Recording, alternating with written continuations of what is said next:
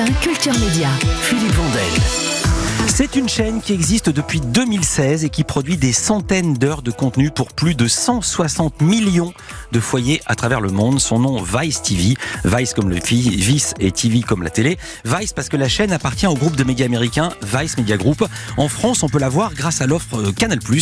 Beaucoup d'actualités en ce moment car demain sera lancée la saison 2 de Thérapie, série dans laquelle des personnalités du monde musical se confient à un psy, oui. Et depuis quelques jours, il y a sur l'antenne de Vice TV une nouvelle émission d'actualité. Ça s'appelle Vice News Tonight. Pour en parler, nous recevons Dolores Emile. Vous êtes directrice générale de Vice TV, qu'on appelait autrefois Viceland. Bonjour Dolores Emile. Bonjour. Vous êtes évidemment avec nous par téléphone comme tous nos invités.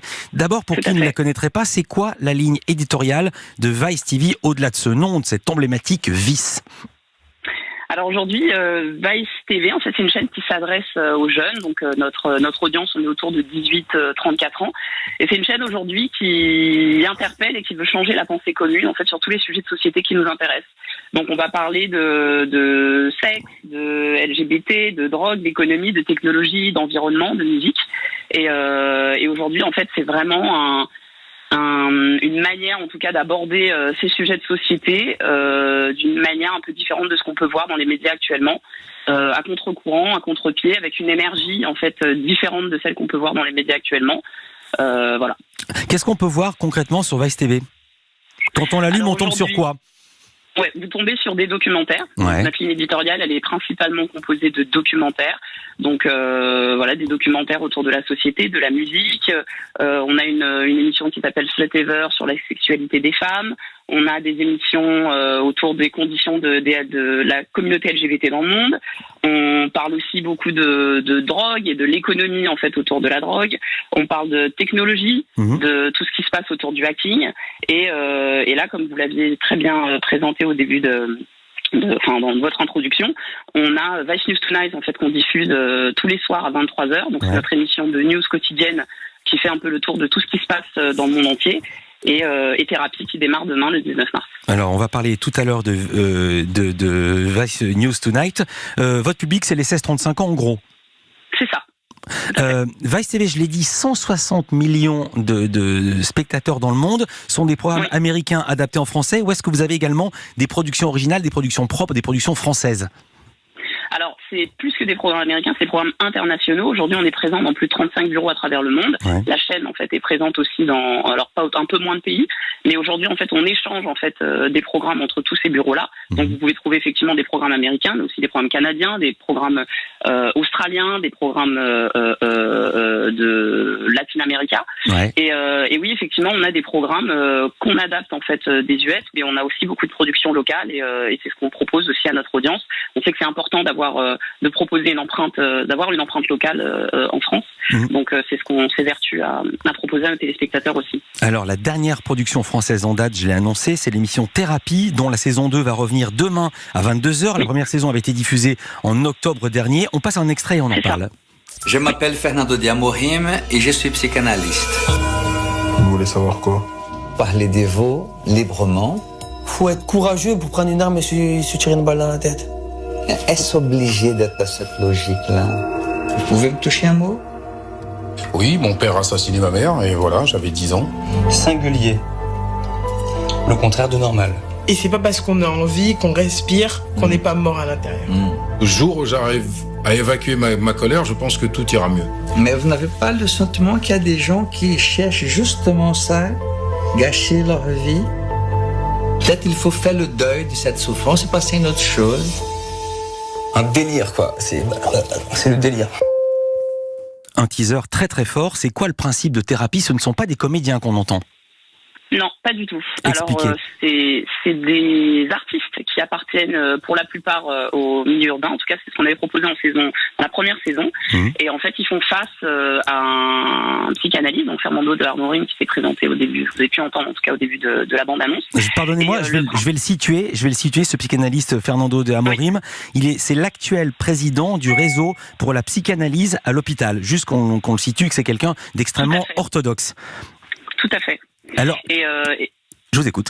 Voilà, donc la scène artistique française est invitée à prendre place avec lui pour une expérience thérapeutique. Donc c'est un entretien de 40 minutes avec ces artistes qu'on peut connaître sous différents angles, souvent sous des angles artistiques, donc une facette de leur personnalité qu'on connaît publiquement. Et là, l'objectif, en fait, c'était de les découvrir sous un autre angle et de les écouter, se livrer et de se rendre compte que beaucoup ont vécu, ont dépassé peu orthodoxe et différent de ce qu'on peut penser. Alors, qui sont les invités de cette saison? Je vais vous le dire, moi j'en connais un, je connais MC Jean Gabin, qui est un Français, qui est un peu rappeur, écrivain, acteur, scénariste. Qui sont les autres, les 4 autres? Alors, pour cette saison, on a Jacques, on a Sosomanes, Kalash Criminel et Kitsune Kendra. Alors, dites-nous qui ils sont, alors, qui est d'un mot sur chacun? Alors Jacques, c'est vous connaissez, enfin certaines personnes le connaissent, donc c'est différent en fait de la saison 1. C'est quelqu'un en fait qui vient du genre un musical différent, donc il est plus dans l'électronique. D'accord. Sosomanes, un rappeur marseillais. Kalash Criminel aussi un rappeur parisien et Kitsune Kendra, une jeune femme rappeuse aussi du milieu parisien. Comment donc chacun un style un peu différent et chacun vient raconter son parcours et en tout cas échanger avec ce psychanalyste. Donc on les sort un peu de leur zone de confort et viennent un peu raconter leur vie. Mais justement, c'est vraiment un tour de force. Comment avez-vous réussi à faire le casting? Une chose est de trouver des gens dans le casting, mais une autre est qu'ils acceptent de venir parler des blessures parfois très très très profondes, des blessures familiales. Comment avez-vous réussi à les convaincre?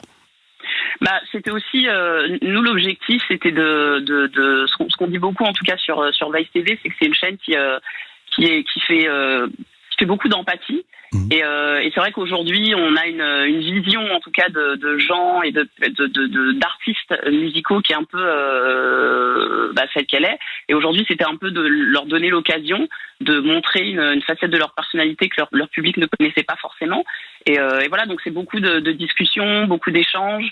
On a une équipe de production en tout cas qui nous a conseillé les talents. Et c'est vrai que le choix s'est fait comme ça. On aurait très certainement pu prendre beaucoup d'autres personnes, mais on est vraiment parti sur le principe d'avoir des gens qui avaient envie de participer à cette expérience et qui étaient prêts en fait à se livrer, à jouer le jeu. C'est vraiment en fait ce qui a guidé le choix dans les talents. Vraiment ce souhait de pas être dans l'exercice promotionnel habituel, mais vraiment de parler d'autre chose. Donc bien sûr, ils parlent de leur musique parce qu'elle est partie prenante de leur chemin et elle explique en fait pourquoi ils sont leur parcours, c'est un peu ce qui explique pourquoi ils font de la musique. Ouais. Mais on n'est pas du tout dans l'exercice promotionnel classique. On est vraiment dans une. Bien sûr. Si on est avec un psy plutôt qu'un intervieweur classique, c'est bien qu'on va sortir des choses qui sont enfouies, des zones d'ombre et des zones noires, et c'est justement toute la force de cette émission sur Vice TV. Vous restez avec nous, Dolores et Emile. On va parler d'un autre programme, et aussi on n'a pas parlé d'argent encore. Combien ça coûte pour vous regarder? À tout de suite. Europe 1 Culture Média. Philippe Vandel. Nous sommes avec Dolores Emile, vous êtes directrice générale de Vice TV, qu'on appelait autrefois Viceland. Je l'ai demandé en préambule, j'ai laissé la pause pour faire le teasing. Combien ça coûte d'avoir Vice TV, de vous regarder? Alors aujourd'hui, on est disponible dans les offres Canal, donc en fonction de l'offre à laquelle vous prenez l'abonnement en fait en fonction. Ouais. Le prix peut évoluer. Alors en ce moment c'est gratuit. Oui. Pour les abonnés Canal, vous avez vu l'annonce de Maxime Saada sur la disponibilité des chaînes en cette période de confinement. Ouais. Et sinon on est présent dans une offre de moins de 26 ans qui est autour de 9,90 €. Et après vous avez le pack habituel Canal, la première entrée qui est autour de 19 €. D'accord, par mois. Et après en fonction des options en fonction des options que vous prenez. Mais le pack Essentiel Family, dans ce pack-là, vous pouvez avoir accès à la chaîne. Et bien sûr, tous les gens qui ont des opérateurs type Free, Orange, ont accès aussi à la chaîne. C'est ce que j'allais vous demander. On peut vous regarder même si on n'est pas abonné à Canal ou au pack Canal. C'est ça. Si vous avez Free, Orange, Bouygues et tous les opérateurs qui ont un accord avec Canal, vous avez accès en fait à Vice TV. Combien d'abonnés avez-vous ? Alors aujourd'hui, on est sur un bassin d'audience global autour de... En tout cas, on touche 8 millions de foyers. Ouais. On touche 8 millions de foyers. Mais tous ne sont pas abonnés. Vous n'avez pas 8 millions d'abonnés. Non, personne n'a 8 millions d'abonnés en France. Donc ça serait trop beau. Mais en tout cas, bien sûr, on accède à 8 millions de foyers aujourd'hui. D'accord, mais j'ai compris on n'est pas mesuré en fait au médiamétrie. On n'est pas mesuré médiamétrie. Non. On ne sait pas. Et vous avez des indications? On peut se rendre compte de ça? On peut voir ou pas du tout? Oui, bien sûr. On peut pas le voir parce qu'on n'a pas d'abonnement médiamétrie. Donc c'est vrai que la chaîne, on sait que le temps de la télé est assez long. Ouais. Et la chaîne existe depuis fin 2016, donc un petit peu plus de 3 ans. Et le choix qu'on a fait aujourd'hui, c'est vraiment d'installer notre marque, d'installer notre patte, installer notre ligne éditoriale avant de souscrire aux audiences Médiamétrie. Et puis il y a une grande nouveauté, le grand retour de l'actualité sur Vice TV avec Vice News Tonight. C'est diffusé depuis le 5 mars, c'est du mardi au vendredi à 23h. C'est pour les couches tard, on voit bien la cible. Extrait de l'épisode, 44 minutes de vendredi dernier. Toutes les écoles ferment dans 2 États. New York déclare l'état d'urgence et Wall Street connaît sa pire journée depuis 1987. Aujourd'hui, tout semble différent. Le directeur du Centre national de recherche des maladies infectieuses dit que les tests de coronavirus aux US ne fonctionnent pas. Le système n'est pas adapté à ce dont nous avons besoin en ce moment. C'est un échec, il faut l'admettre. Pour la première fois depuis le début de l'épidémie, le président vit peut-être un gros coup d'angoisse après qu'un officiel brésilien avec qui il avait posé en photo ait été testé positif.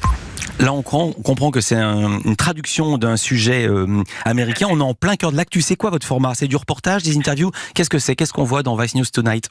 Alors les deux, en fait, c'est du reportage de terrain et c'est des interviews et c'est vraiment l'actualité quotidienne de ce qui se passe dans le monde. Aujourd'hui, on essaye, sur cette émission, on tente de mettre à contribution l'ensemble de nos bureaux à travers le monde et on fait un kaléidoscope de toute l'actualité à travers le monde. Donc l'émission est gérée depuis nos bureaux des États-Unis.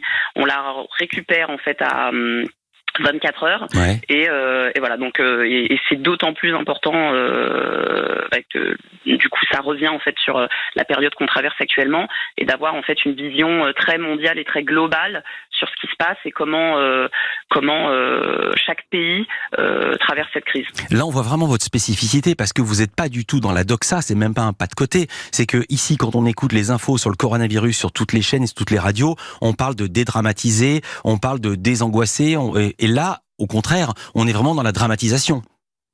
On est au cœur en fait de ce qui se passe. On essaye d'être assez. C'est vrai que c'est un peu notre marque de fabrique. Aujourd'hui, Vice existe depuis un certain nombre d'années. Et ce qui nous a démarqué en tout cas et ce qui a fait aussi la spécificité de Vice, c'est cette espèce de type de gonzo en fait journaliste. On s'est toujours placé au cœur en fait de ce qui se passait. On met toujours nos journalistes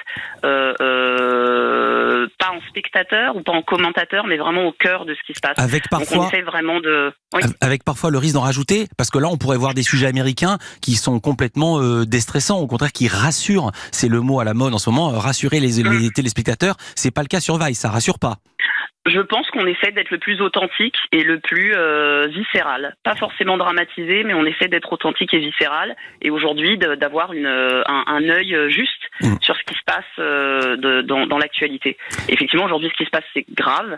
Et on aborde ce terrain avec toute la gravité qu'il faut. Et après, on est toujours dans une lecture, que j'ai envie de dire, un peu subjective. Parce que du coup, aujourd'hui, on a des journalistes sur le terrain qui, eux, apportent leur point de vue. Et c'est aussi leur ressenti. Et c'est aussi notre force, c'est qu'on met en fait des gens sur le terrain qui sont touchés, qui sont concernés, et c'est aussi à travers leur regard en fait qu'on donne cette vitrine sur ce qui se passe à travers le monde. Une émission, vous le disiez, un petit peu particulière, en même temps célébrée. Vice News Tonight, c'est une émission qui a fait ses preuves aux États-Unis. Elle a été multiprimée aux Emmy Awards. L'émission, je vais citer, je regarde ma fiche, a été nominée 33 fois aux Emmy Awards dans la catégorie actualité et documentaire.